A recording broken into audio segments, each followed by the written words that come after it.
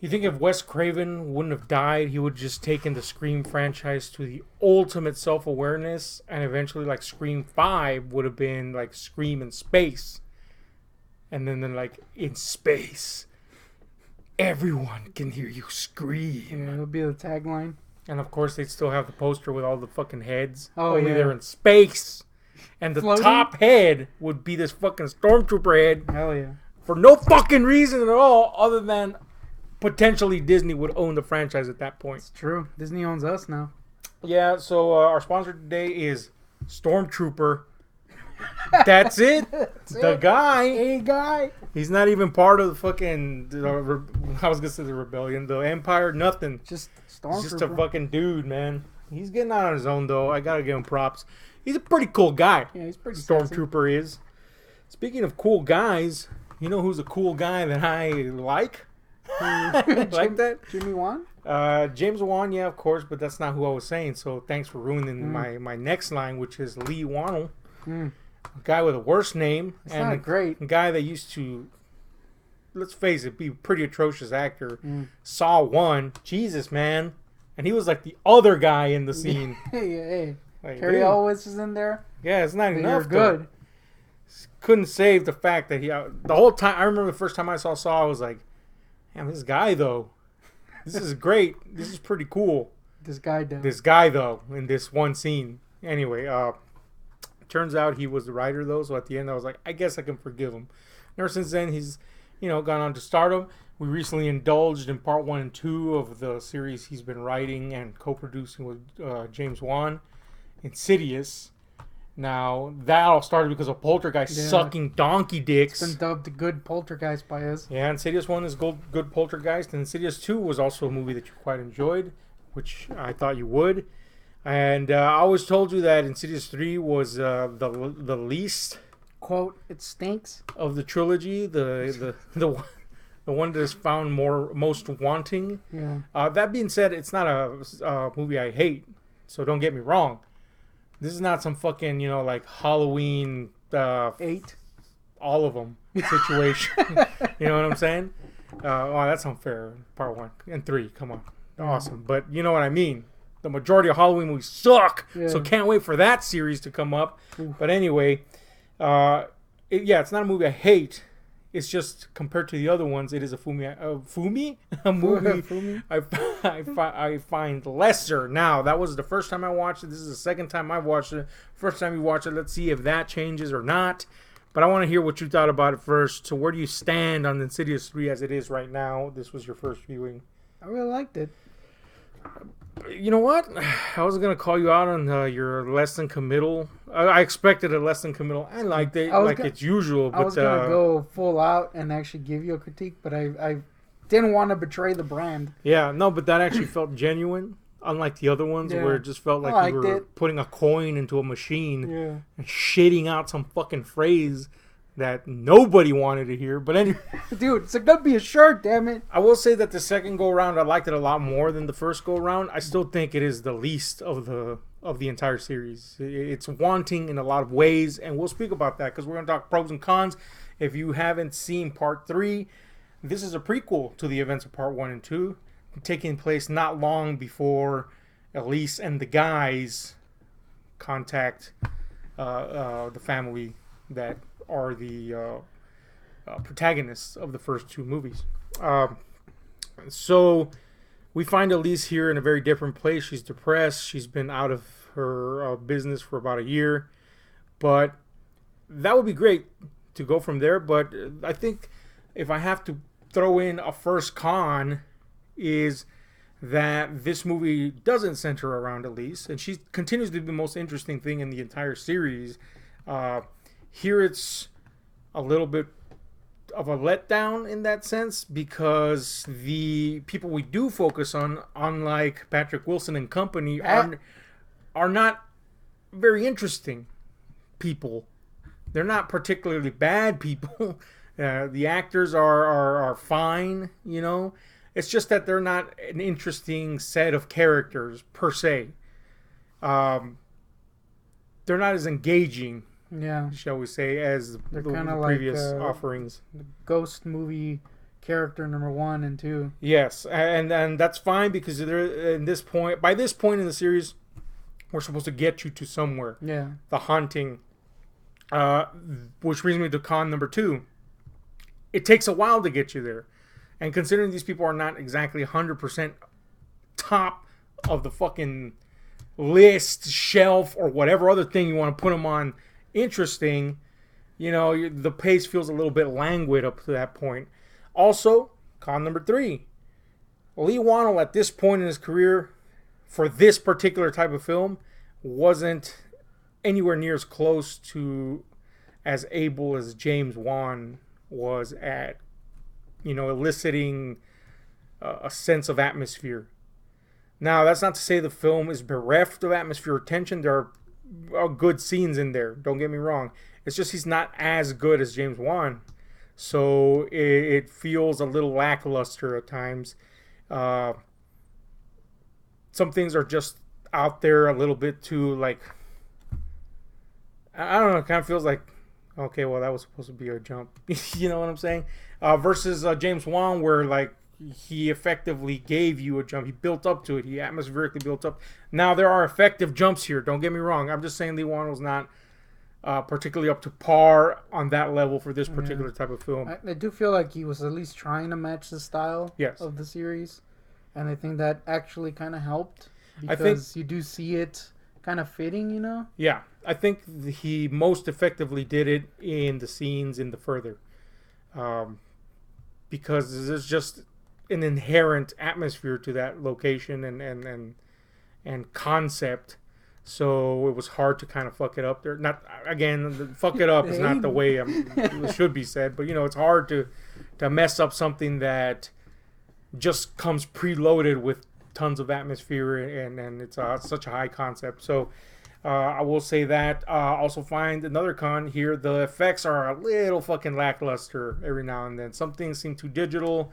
It doesn't affect my enjoyment of the movie. It's just more noticeable than in the other entries, including part 4, which is good. It's a good thing because that doesn't mean they just continue to kind of shaft the series or anything. I just feel that this is a movie that Lee Wannell was maybe exploring his abilities on, because he directed before, but this is a very particular style of movie. I don't think it's bad, but those are some cons I'm going to throw out there before we get to the good stuff. But give me cons if you got any, man. Mainly, I would just agree with you that the characters aren't very interesting. The haunting people. Yeah, the main character. I didn't hate, but at the same time, I was kind of like, I was waiting for there to be something more interesting. I do feel that the main girl who was afflicted, who was being haunted, I do feel her dad should have been played by Costas Mandylor. Oh my god, dude! Right? I'm so freaking happy you said that. Because the entire time I was like, this should have been Costas. Right? The dad wasn't that great. He was fine. He was fine. Don't get me wrong. Yeah, there's worse actors. He's not a bad actor. He's just not a great actor. He's no Patrick Wilson. Yeah. And so if you're going to go with a kind of half-assy actor that does Costas, man. And you already know the guy from the Saw series. Bring Costas in, damn it! Yeah, and he was pissed that Paranormal Activity killed the Saw series. Yeah, they could have brought him in for his vengeance. This would have been the uppercut. Damn, dude. Costas. Just saying. It's sad. I was thinking that throughout the movie. I was like, this should have been Costas. I thought it the first time. I thought it again this time. I was like, why didn't you just get Costas, man? Yeah. He's the guy. He needs a job. He's a bad actor, but anyway. But he's awesome. So yeah, it's a con. They didn't get Costas Mandylor. Yeah. But yeah, it was just like ultimately they're not very interesting. I was expecting to hate the little kid, but he didn't do anything. Yeah. So that's good. I can't really think of anything that I can shit on it for. I got a couple of nitpicky cons. I do feel the end interaction between Elise and the two characters that would eventually be her team in the previous movies, which are technically sequels to this one, felt a little forced. A little Wolverine origins. Here's the origin of the jacket. Yeah. But not that bad, obviously. But I do feel it was a little forced, but it was charming at least. And the ending that bridges you over to the events on her side, at least to the events of the first movie, I should say. I do think they kind of dropped the ball on that. You know what I'm saying? Like, it had a good little build up with a little dog there, and then they just did this little ghoul guy. He's behind her thing, and he was too well lit. Yeah. So it just seemed like a hobo had come into her house, and he painted his face a little bit. Yeah, so, and the build-up was pretty good with this little weird face in the dark. Yeah, it was good build-up, and then, and you know what? If you don't have a good TV with some good darkness pitch on it, that face is like super digitally added in. It was noticeable. Yeah, there, on this, I was kind of like, I mean, it just looks like a mask in the middle of the. And I have my darkness settings pretty fucking dark. Too dark, and it's a 4K TV. Yeah. I saw this the first time without that benefit, and I was like, "Damn, that's just a digital fucking face stuck behind her." Yeah. So it wasn't scary, it wasn't cool, it wasn't. There was, yeah. And to kind of tie that into my previous cons, I think Lee Wannell just doesn't have the ability of James Wan to build up some deserved jump scares, because this series does have a lot of jump scares, and one of the big things that critics said, and I agreed with, was you kind of feel like you want to kick yourself because Wan does effectively build up a cheap jump scare. Yeah. Technically, they're cheap jump scares, but they're very well built up. Yeah. And there's so much atmosphere that they're deserved cheap jump scares.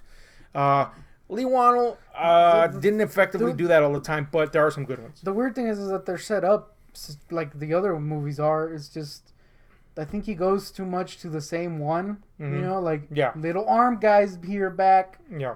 This is, I'm going to grab you. There's a lot of those. Mm-hmm. And since he goes back to that well too much, or Wan. Yeah, it loses its luster. Yeah.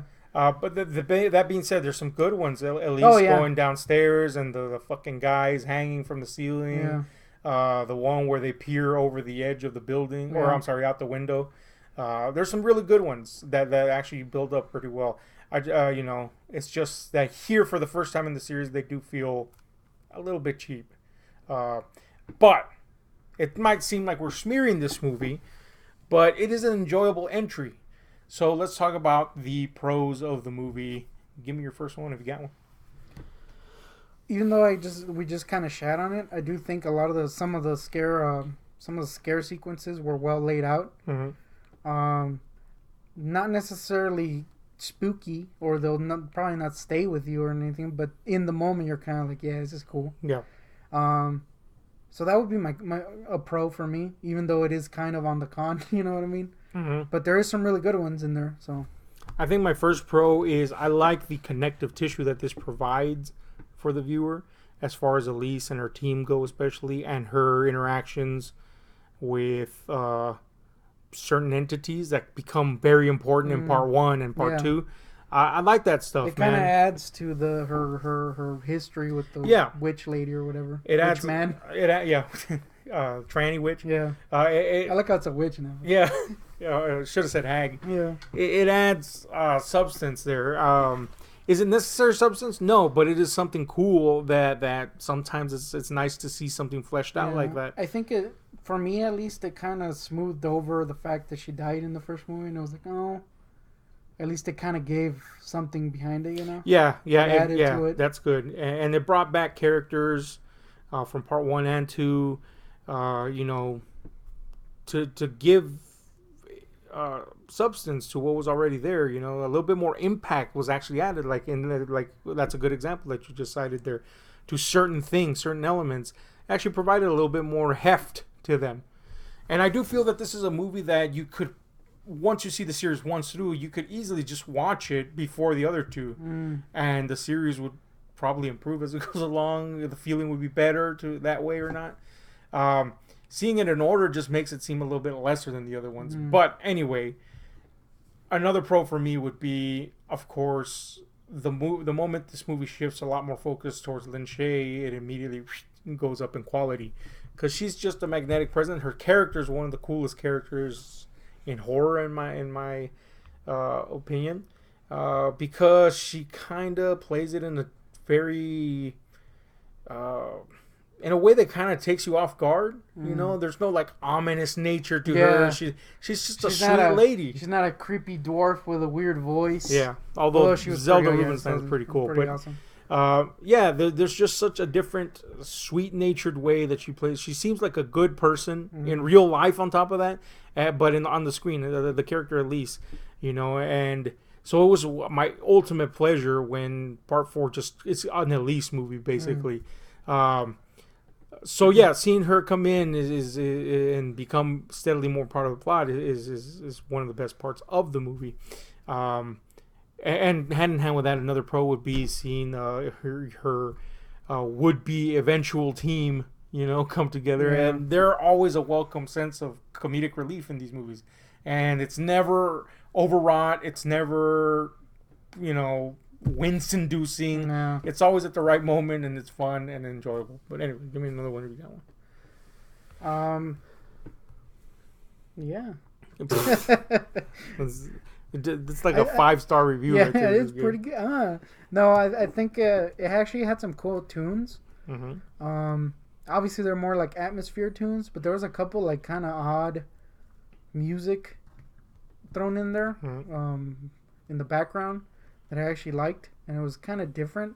You know what I mean? Mm-hmm. So I think that was cool because obviously music in horror is kind of an important thing.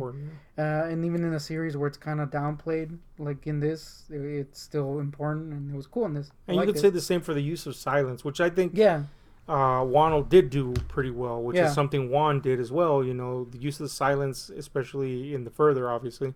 But in other spots too, he did do that pretty good. And there was even some moments there where he almost kind of touched on a little bit of Juan's ability to use negative space. Yeah. Specifically, the early portions of the haunting, you know. There was some legitimately creepy moments. So I guess another pro that goes hand in hand with that would be the entity, the malignant entity here. Dr. Satan is pretty cool, man, as far as horrible fucking creatures from beyond go. And the idea they introduced with him is a new one as well. The idea of an entity that doesn't want to. He's not demonic per se. You know what's funny too? When we were watching this, I was kind of like, man, why are ghosts always dicks? And then they kind of like, oh, okay. Yeah. So here they introduce the concept that there's some ghosts that don't want to come over to the living side anymore. They like where they're at. And that's how they gain their almost demonic-like power, you know? So in Part 1, we had a straight-up demon. In Part 2, we had a serial killer ghost that wanted to come back over here and get some revenge on top of that. And then this one, we get, this ghost of a human that just is digging being like a pseudo-demon now. He's a dick. And he's a total dick. And Part 4 introduces another different concept, too. So that's cool, man. That's a thing that I can give a lot of credit to the series too. They find a way to refresh the idea without staling out the main villain, if you will. So that was pretty cool too.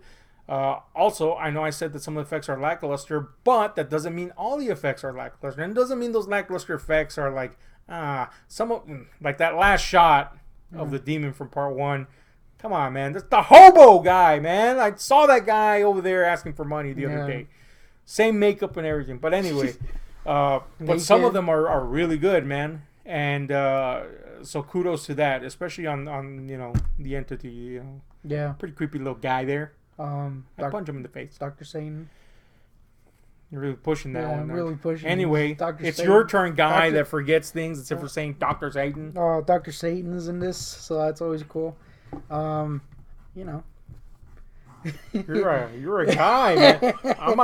I've been asleep for at least over a day now. Yeah. And I'm still churning them out.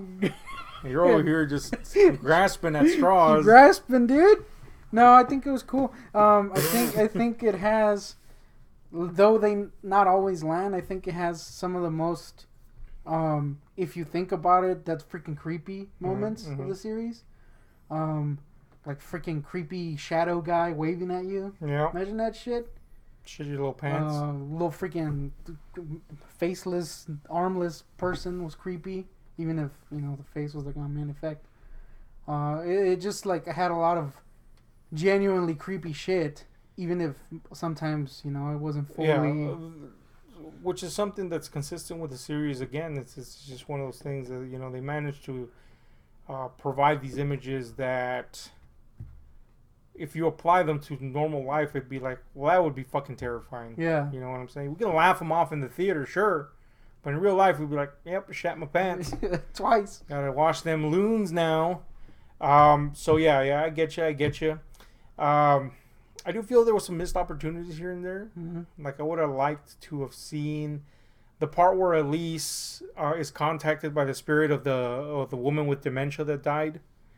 It would have been better if they did that in a more visual sense. Because we love hags. One, yes, hags. Two, it felt kind of contrived the way they did it. She just kind of stumbled onto the book. It would have been cooler if that was done a better way. So I do feel there was a few missed opportunities, but I also feel that there was some stuff in there that just kind of stuck out and was like, whoa, that's visually interesting, conceptually interesting. The afflicted girl in this, once she's kind of pseudo possessed, beating the shit out of her casts, and hobbling over to that was cool, man. There's just some really cool scenes that stand out in that sense. So anyway, I don't know if you got any more pros or cons. Well, seeing that I'm grasping at straws, I'm gonna say you don't. But anyway, those are our thoughts on Insidious 3. I still, again, feel that this is the least of the chapters. Would you agree at this point? You still haven't seen part 4, but would you agree? Would you disagree? Where would you put this in the ranking of 1, 2, and 3? I think it is the worst, but I wouldn't say it's bad. Mm-hmm. I think maybe this is the one that you're kind of like, I want to have some fun. Pop it in. Mm-hmm. But I wouldn't. So calling it the worst sounds bad. You're the one that did that? It's the least. I said the least. You were like, it's the fucking worst. It's the bits, it's man. A piece of shit, dude. Yeah. Nah, it's all right. No, I think it is the least good, but that's because the other two are so freaking top. Yeah. Although, according to Ben Rawson Jones of Digital Spy, this is the most terrifying chapter yet. So maybe Ben Rawson's a guy. For Ben Rawson. Anyway, but I do think that like if you were to already see the series, you could just put this one in the front and have a good time. Yeah.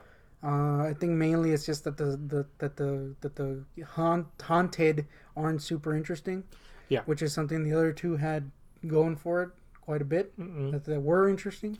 And there was such a potential to make them interesting. I think maybe it just had to do with the actors. Maybe even Warnell's inexperience a little bit behind the camera. I don't know what it was. Maybe a combination of both. Because the thrust behind this girl is something relatable. You know, she lost her mother. She's trying to get in contact with her. She accidentally catches the attention of somebody else. Something else, I should say. So that concept is good. Also, maybe I think even that could have been salvaged the way it was if they just trimmed it a little bit. You know, there was some unnecessary fluff that, considering these, again, they're not 100% interesting characters. She was. It's just the surrounding characters. There was some fluff there that you could have cut out and made the whole affair a little tighter so we could get to the meat a little faster. Then maybe this would have been a notch higher. That being said, it's time to rank it on a scale of 1 to 10. We ranked the other ones pretty fucking high, so I'm interested to see where this one stands. Give me your final thoughts on the ranking. I think there's a lot of positives to go with it, and negatives do dunk it down a little. Mm-hmm. Give it a broken ass leg out of 10. I'll give it a 7. Mm-hmm. I'm pretty sure I gave the other ones 9s or 10s, so I think that's fair. All right. Yeah, man. It is an enjoyable thing to watch if you're a fan of the series. I wouldn't see anybody being like ardently gung ho. Whoa, that guy. Except for Ben Rawson as being the best. But I also don't see this movie being. If you show this movie and only this movie to someone that's never seen the series, they'd probably not be very interested in seeing the rest of the series. Yeah, I could see that. So, taking that into account and everything that I said, I did enjoy this movie quite a bit. I'll give it a 6. That sounds a little bit low, but I think it's a relatively fair score. Maybe even a 5.5 if I was being an asshole. But I'm not being an asshole. A 6. Yeah, a little tweaking here and there might have boosted it up, but I don't think it would have ever gotten past 7. But Hey, on there the you go. one.